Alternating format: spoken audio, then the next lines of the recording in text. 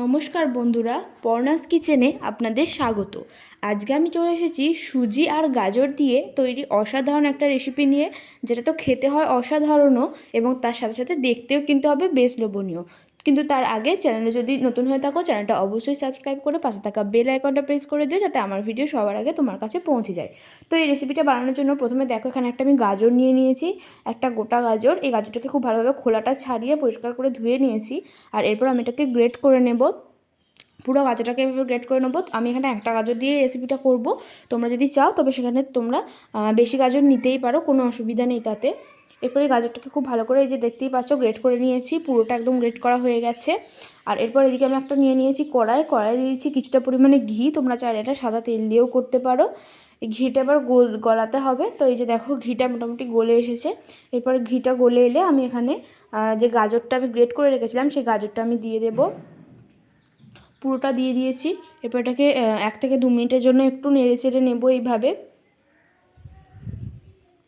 তো 1 থেকে 2 মিনিট এভাবে নাড়াচাড়া হয়ে যাওয়ার পর চা খাওয়ার কাপের যে কাপে চা খাওয়া হয়, এই যে দেখতে পাচ্ছ, এই কাপের 1 কাপ আমি দিয়ে দিচ্ছি সুজি।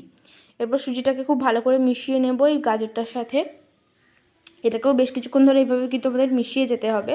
তো এটা খুব ভালোভাবে মিশে গেলে আমি এখানে দিয়ে দেব পরিমাণ মতো লবণ, খুব বেশি নয়, চামচের হাফ চামচ মতো দিলাম। আর এখানে দিয়ে দিচ্ছি ফ্লেভারের জন্য এলাচ, 2টো এলাচকে ভালো করে ভেঙে আমি দিয়ে দিচ্ছি। এর ফলে কিন্তু গন্ধটাও খুব সুন্দর হবে।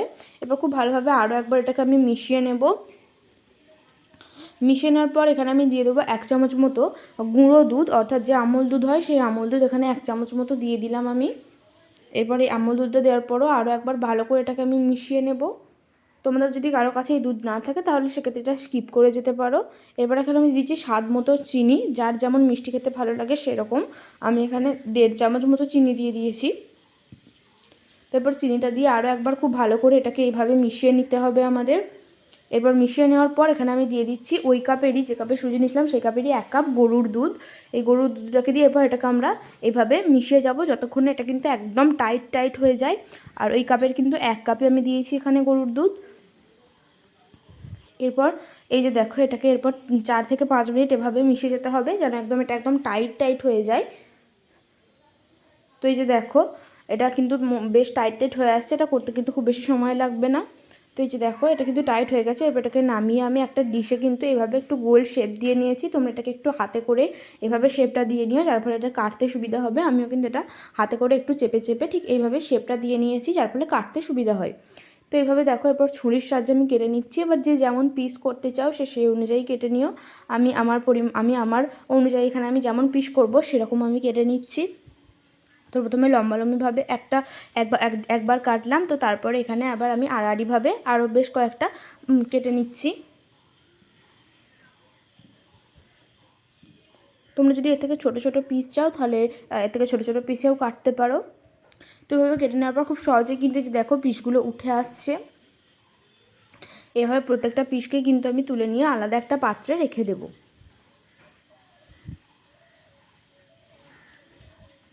তো এই যে দেখো, আমার পুরো সবকটা পিসই তৈরি হয়ে গেছে আমার। এই যে দেখো, তৈরি হয়ে গেছে এগুলো। এরপর এই পিসগুলোকে আমি এখন সাইডে রেখে দেবো। আর এদিকে আমি কড়াই দিয়ে দিচ্ছি সাদা তেল, কিছুটা দিয়ে দিচ্ছি। তেলটাকে প্রথমে একদম হাই ফ্লেমে নিয়ে খুব ভালোভাবে গরম করে নিতে হবে কিন্তু। আর তারপরে এগুলো যখন ছাড়বো তখন কিন্তু ফ্লেমটা একদম লো করে দিতে হবে। আর এগুলো ভাজলেই কিন্তু আমাদের তৈরি। কিন্তু এগুলো ভাজতে হবে একদম, কিন্তু সবগুলো একবারে দেবো না। আমি প্রথমে 5টা দিয়েছি। 5টা দিয়ে একটা পিঠকে আগে লাল করে নিতে হবে। আর অবশ্যই লো ফ্লেমে ভাজবো এটা, যার ফলে ভেতরটাও কিন্তু খুব ভালো করে ভাজা হবে। তো এই যে দেখো, একটা পিঠ লাল হয়ে এলে আমি এটাকে উল্টে দেবো অপর পিঠটা ভাজা হওয়ার জন্যে।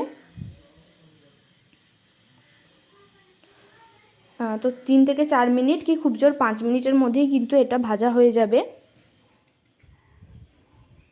আর এটা যখন দুটো পিঠে একদম লাল হয়ে আসবে এইভাবে, তখনই কিন্তু তুলে নেবো। এটা কিন্তু পুড়ে যায়নি, এইভাবে লাল করে ভাজলেই কিন্তু এটা খেতে ভালো লাগে। তো এইভাবে বাকিগুলো আমি ভেজে নেব। এভাবে তুলে নিলেই কিন্তু আমাদের তৈরি হয়ে যাবে আজকের এই সুজি আর গাজর দিয়ে তৈরি একটা খুব সুন্দর স্ন্যাক্স। তো কেমন লাগলো আজকের ভিডিওটা অবশ্যই জানিও। আর ভিডিওটা ভালো লাগলে অবশ্যই একটা লাইক করে দিও।